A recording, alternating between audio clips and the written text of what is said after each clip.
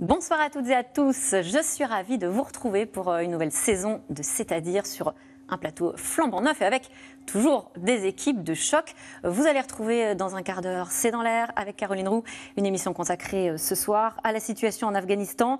Les États-Unis ont confirmé leur retrait demain au plus tard. Emmanuel Macron, lui, pose ses conditions pour une éventuelle reconnaissance du nouveau régime. Avec cette interrogation, peut-on faire confiance aux talibans? Caroline Roux posera la question à ses invités. Mais tout de suite, le défi du sur-mesure pour l'hôtellerie et la restauration. C'est-à-dire, c'est parti.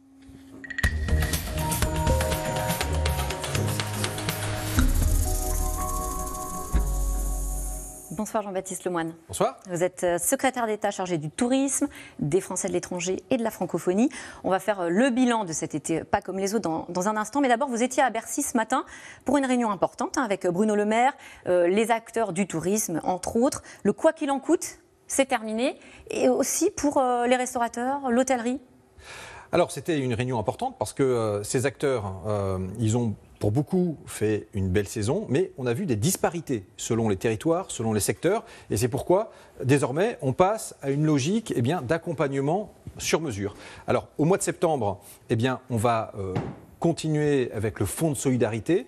On l'adapte, il faut une activité minimale équivalente à 15% du chiffre d'affaires. Et puis, au mois d'octobre, c'est ce qu'on appelle le dispositif coût fixe. Alors, pardon d'être un peu technique, mais c'est en fait pour indemniser les entreprises et toutes les entreprises, d'ailleurs sans idée de seuil, etc., pour rentrer dans le dispositif et faire en sorte qu'on puisse les indemniser en fonction des coûts fixes qu'elles rencontrent. Donc, on ne les laisse pas sans rien, on continue à les accompagner différemment, sur mesure. Et pour revenir sur le quoi qu'il en coûte, vous donner quelques chiffres. Je ne vais pas vous assommer de chiffres, mais depuis le début de la crise, on est à 240 milliards d'euros mis en place pour aider les secteurs économiques. Et pour le secteur du tourisme au sens large, ça représente 36 milliards d'euros, ça veut dire 15%. 15%, alors que le tourisme, ça représente 10% de l'économie nationale. Ça montre que le tourisme, il a été très largement accompagné. Et en même temps, ils ont besoin d'aide. On a vu que les restaurateurs ont perdu pour la plupart, plus de la moitié, au moins 20% de leur chiffre d'affaires cet été.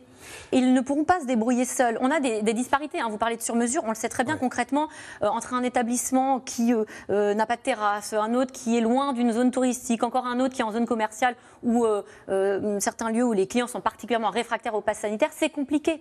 Comment accompagner au mieux? Et c'est pour ça que plutôt que d'avoir une logique comme on l'avait jusqu'à maintenant, forfaitaire, tout le monde à la même enseigne. On passe, finalement, c'est un travail de dentelière, s'assurer d'accompagner au mieux chaque établissement parce que, regardez, il se trouve que la côte atlantique, par exemple, cet été, elle a bien fonctionné et qu'il y a des établissements, des restaurants qui, sur ce littoral atlantique, parfois ont connu des croissances plus 20, plus 30, plus 40% parfois dans leurs recettes. Ce sont les mais ça, c'est pas la majorité. Non, pour ce sont certains, les relevés des cartes bancaires des tous. Français qui l'attestent. Et en revanche, regardez à Paris, Paris au mois d'août, il n'y avait pas les touristes américains ou pas autant qu'avant, il n'y avait pas les clientèles asiatiques, russes, etc. Et donc là, on fait face parfois à du moins 20, moins 30, moins 40%. C'est pour ça qu'on a besoin de passer maintenant à ce travail ciselé de dentelle pour accompagner du mieux possible chacun. On va revenir en effet sur le bilan de la saison touristique. Autre grande actualité tout de même à partir d'aujourd'hui, la nouvelle étape pour le pass sanitaire. Il devient obligatoire dorénavant pour le personnel en contact avec le public. Je vous propose qu'on écoute une réaction. C'est plus qu'une contrainte, c'est un cauchemar. Ça fait 2 ans qu'on nous met des contraintes, ça fait 2 ans qu'on obéit à tout. Et là, maintenant, je risque 1 an de prison. Je suis menacé d'1 an de prison. Enfin, même Poutine, il n'a pas fait ça. Bon, vous entendez le désarroi de ce restaurateur, avec effectivement des peines qui peuvent être importantes pour ceux qui n'ont pas de passe. Alors, je ne sais pas si monsieur est représentatif de l'ensemble de la profession, parce que moi, ce que je vois, en allant... En tout cas, on entend son désarroi. En ayant été à la rencontre des professionnels, tout au long de l'été, ce que j'ai rencontré, c'est des gens qui étaient satisfaits de se dire qu'ils allaient pouvoir continuer à travailler. Parce que souvenez-vous, il y a quelques mois, c'était le rideau baissé. C'était fermé purement et simplement. Et c'est des gens, ils demandent qu'à travailler, ils aiment travailler, ils ont le sens de l'accueil, c'est leur métier. Et on entend les problématiques de recrutement. Est-ce qu'avec ce pass sanitaire, ce n'est pas un frein supplémentaire pour eux? Et donc, la plupart des employés en fait, du secteur, HCR notamment, se sont fait vacciner. En réalité, on est là, 90% y ont été. Donc, il y a certes des problèmes aujourd'hui qui se posent, mais qui sont des problèmes qui existaient avant la crise, qui sont des problèmes de recrutement. Ça, c'est vrai, parce que une grande complexité à recruter. Ce sont des métiers en tension à la base. Particulièrement depuis la crise Covid. Ce sont des métiers en tension. Et j'ai entendu ce matin, lors de notre réunion avec les professionnels, les syndicats, l'UMIH, le GNI, qui disaient, eh bien oui, il faut qu'on travaille sur l'attractivité de nos métiers, parce que ce sont des métiers qui, effectivement, parfois ont des horaires atypiques, demandent une organisation. Et d'ailleurs, ils l'ont dit, l'attractivité, mais aussi la rémunération, tout ça. Donc, eh bien, ça tombe bien. Le président de la République, il m'a confié avec Alain Griset le soin de faire un plan de reconquête du tourisme. Et le premier axe, c'est l'emploi et la formation. Parce que on a beaucoup de jeunes qui effectivement se forment dans les métiers de l'hôtellerie, de la restauration, et parfois au bout de quelques années, ils quittent le secteur. Donc on a besoin de faire des passerelles pour les garder dans le secteur du tourisme. Voilà, on va s'atteler à tout ça. Vous parliez du bilan de cet été, avec un chiffre marquant, 85% des Français qui sont partis en vacances. En France, exactement. C'est nettement plus que les années précédentes, 10 points de plus. Est-ce que c'était une surprise pour vous ? Alors, ça fait 2 ans, moi, que je me déploie partout en appelant les Français à faire un été bleu-blanc-rouge. Donc, je suis très heureux qu'ils aient fait ce choix-là. Pour une fois, ils écoutent la parole des hommes politiques. Non, je crois que peut-être en partie parce qu'aujourd'hui, la parole publique pèse plus dans les contextes de crise sanitaire qu'on connaît qu'auparavant. Et puis, il y a aussi, je crois, le souhait de faire un tourisme en circuit court. On part moins loin. Le bonheur est dans le prêt, si je puis dire. Et c'est vrai que les Français, cette année encore, ont redécouvert ce qui fait le charme de nos territoires, de nos terroirs, le patrimoine, les chemins de randonnée. Énorme succès également des véloroutes.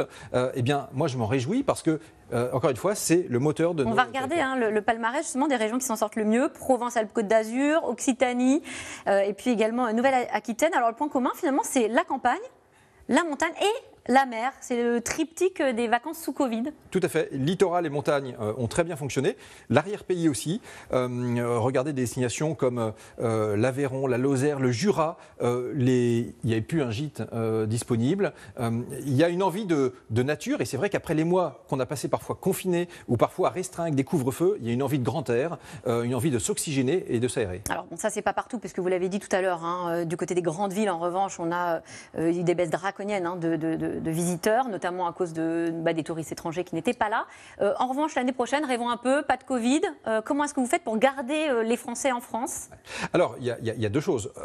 D'une part, je pense que les habitudes ont été prises pour repartir moins loin. Maintenant, les Français repartiront assurément. D'ailleurs, certains l'ont fait dès cet été vers la Grèce, par exemple. Mais inversement, nous allons aussi à nouveau, nous l'espérons, accueillir des touristes étrangers. D'ailleurs, dès cet été, beaucoup d'Européens de Belgique, des Pays-Bas, de Suisse, d'Allemagne sont venus en France. Et je peux vous dire même qu'on a battu des records. Il y a eu 20% de plus de Belges qu'avant la crise. Ça veut dire que la France reste une destination sûre, une destination qu'on a envie de découvrir. L'année prochaine. Un dernier mot quand même, Jean-Baptiste Lemoyne, je le disais, votre autre casquette, être en charge des Français de l'étranger avec un sujet brûlant, l'Afghanistan. Est-ce que tous les Français ont été rapatriés ? Alors, il y a encore quelques dizaines de Français qui sont sur place, parce que certains d'ailleurs se sont manifestés jusqu'à ces derniers jours.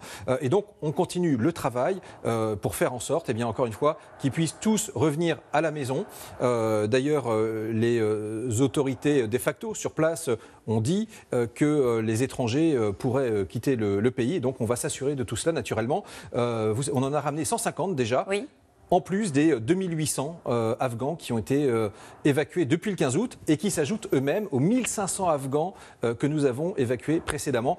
On avait beaucoup anticipé, mais naturellement, on sera attentif à chacune des situations. Merci Jean-Baptiste Lemoyne d'être venu sur notre plateau. Tout de suite, on poursuit la conversation justement avec la situation en Afghanistan, avec Caroline Roux dans C'est dans l'air. Et moi, je vous dis à demain.